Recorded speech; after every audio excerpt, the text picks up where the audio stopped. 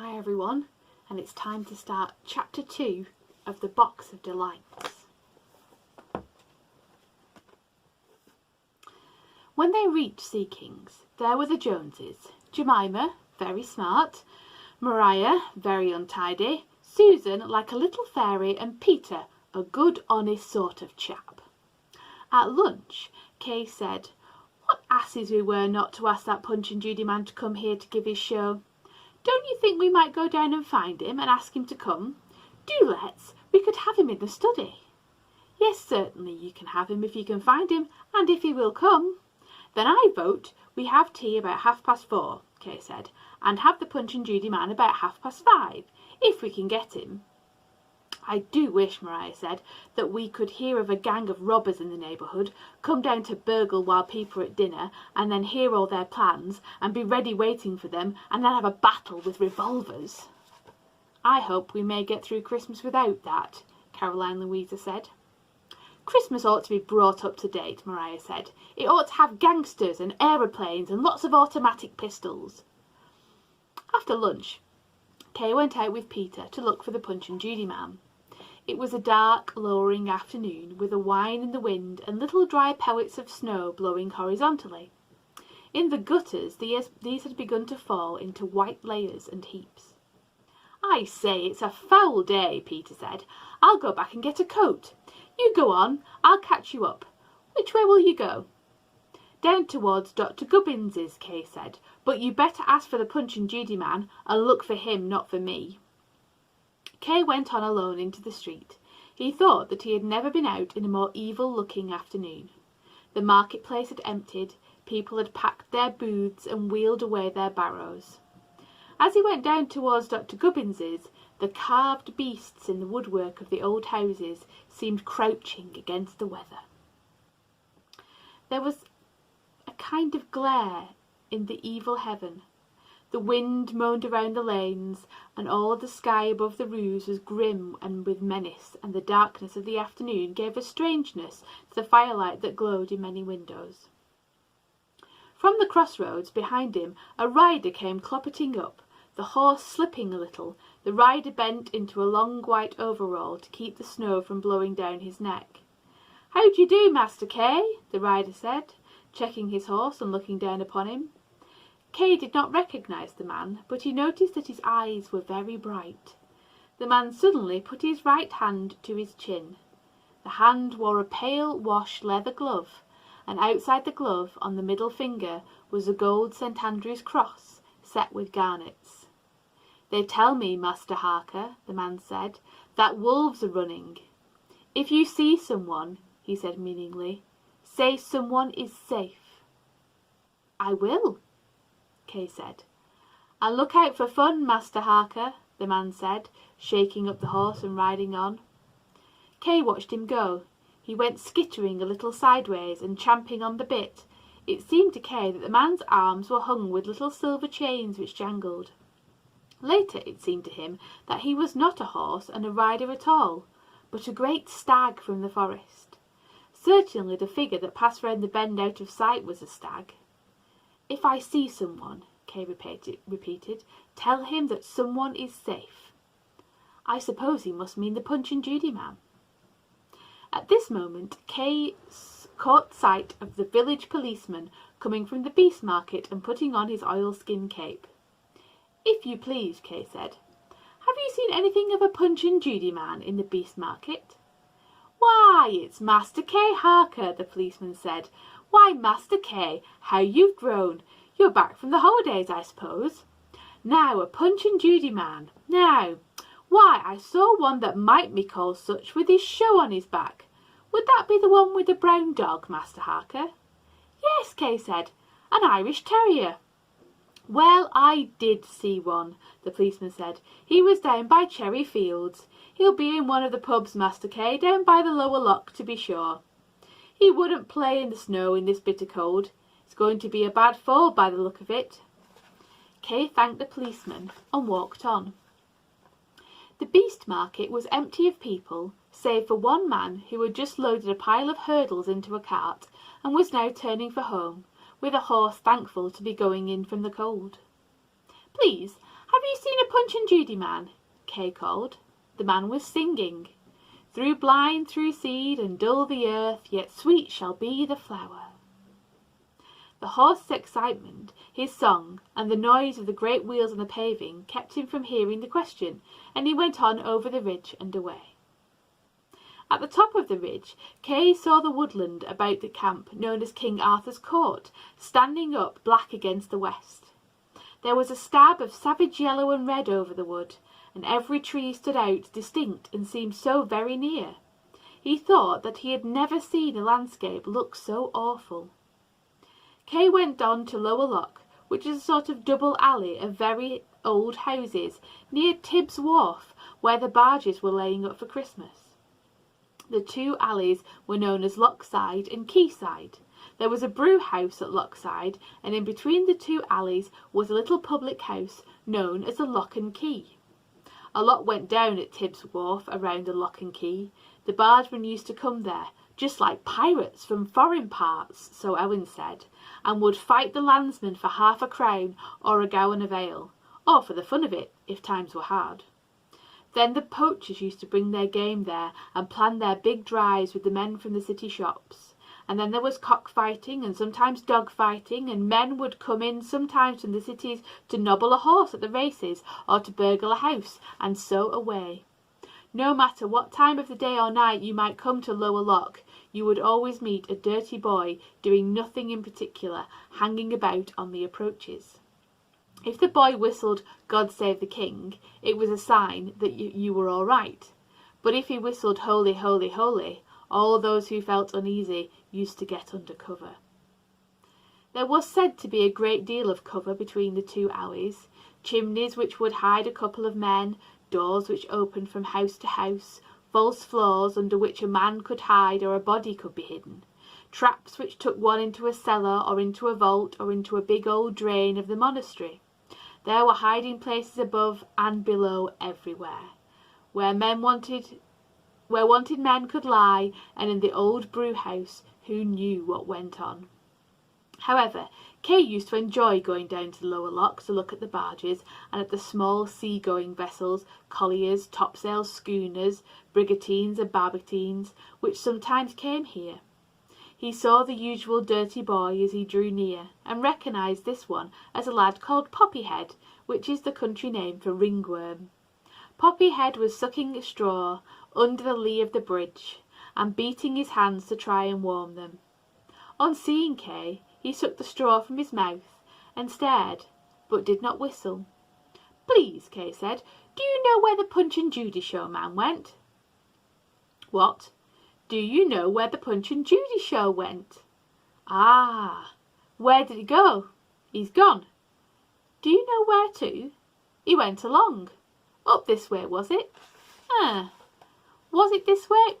"He didn't say, but he did go this way."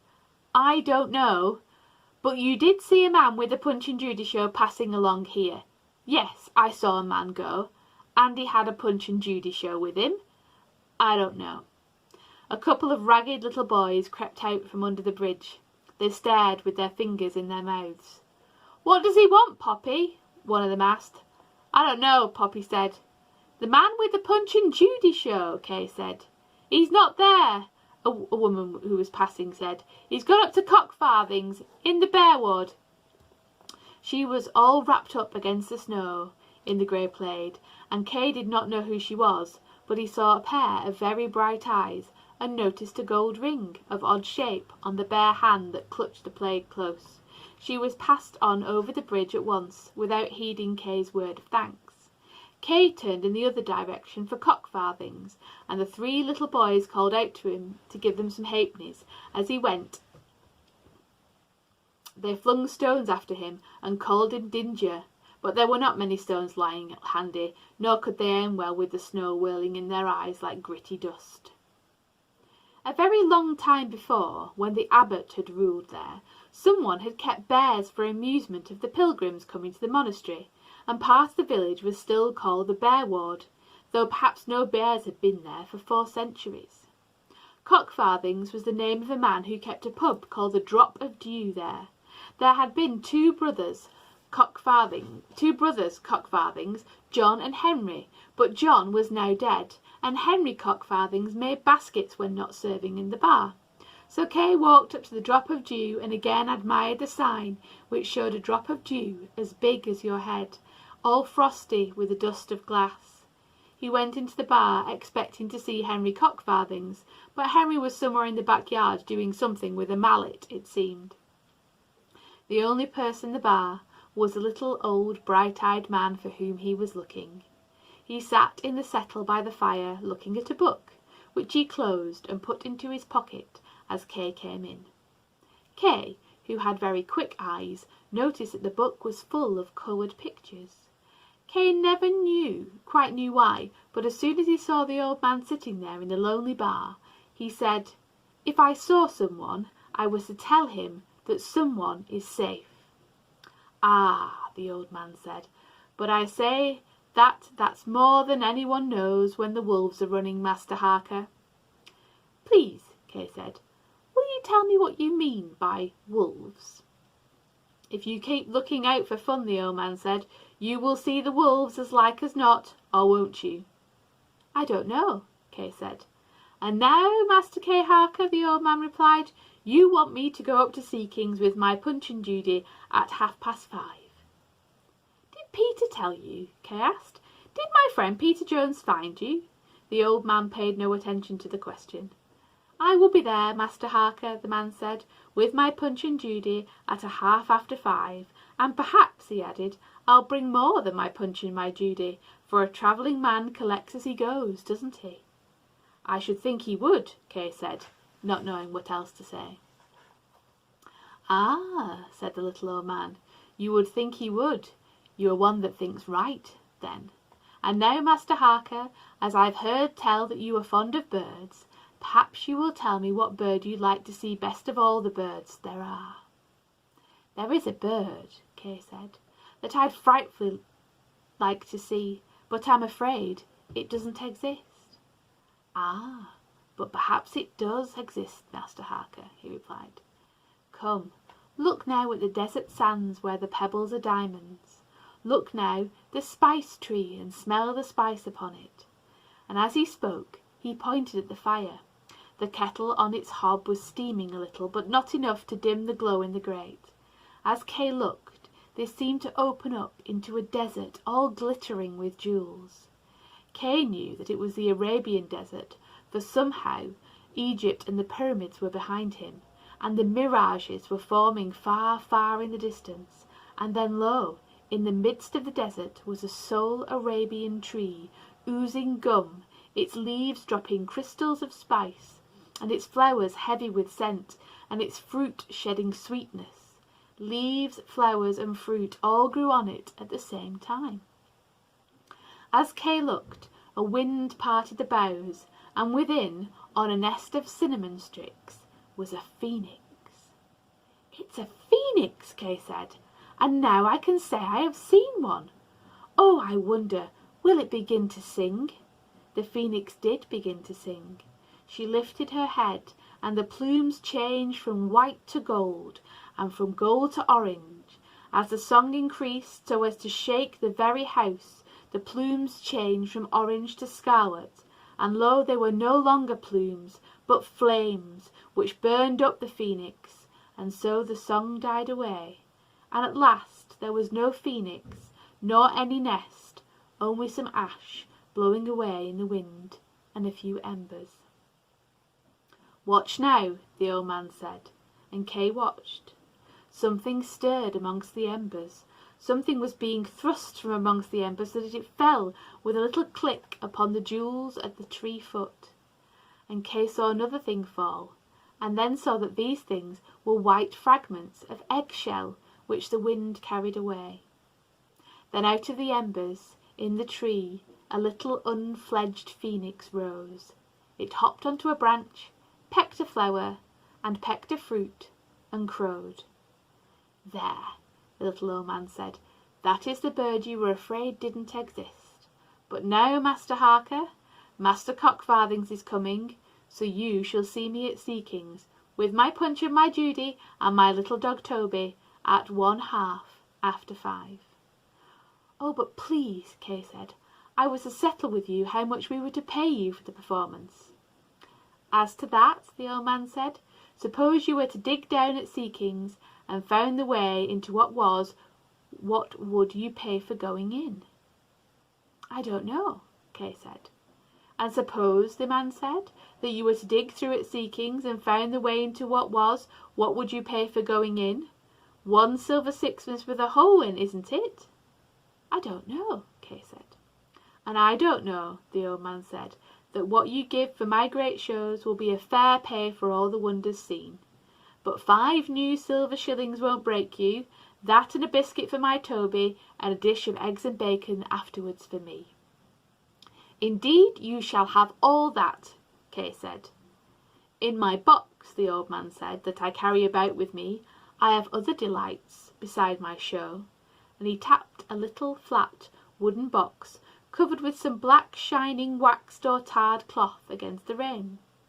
"But perhaps you shall see that later, Master Harker, while I eat my eggs and my bacon with my good grinder teeth." Kay thanked him very much, and went out from the drop of dew into the snow, which was now powdering the world and making things dim. "How on earth did he show me the phoenix and know that I was thinking of it?" he wondered. "And how did he know me and all about me? I have never seen him before." Though he had not been long at the drop of dew, the storm had grown much worse while he had been there, and it was so bad that he thought it wise to take the short cut to Sea King's, through Haunted Lane as it was called, which was a way he did not like, for it was a very dark lane of old houses, some of which were still marked with red crosses on their doors to show that within them, 2 centuries before, someone lay sick with plague. He was very glad to get out of the lane and into the open, and so over the fence into the garden and into Sea King's out of the snow, and in the house he found Peter. "I say, Kay," Peter said, "I've been all over the place and I couldn't find your Punch and Judy man." "I found him," Kay said, "and he'll be here at 5:30. Now let's get ready for Robber Tea." Robber Tea was one of Kay's delights. It was a game only played in winter evenings in the dark old study that had shelves full of books and old guns on the wall above the shelves. At the beginning of the game the window curtains were drawn, as so to make a darkness. Then the fire was built up with wood and coal so as to make a hot toasting fire, and then the table was pulled to one side of the room against the bookshelves, and some dark curtains were brought down and spread over the table and adjoining chairs, so as to make an inner cave. When the cave had been rigged, it was lit with some lanterns that had coloured glass slides, and when all this was ready, a waterproof sheet was spread on the hearthrug, with a supply of toasting forks, sausages, bread, butter, dripping, and strawberry jam. Then the robbers lay in the glow of the fire, toasting bread and sausages, and afterwards eating them in their inner cave. When they had feasted, the robbers decided to turn in for the night with Peter as guard outside, and the clock on the mantelpiece struck for 5:30. There came a noise of panpipes outside the window. And we'll be here to finish off chapter 2 again with you very soon.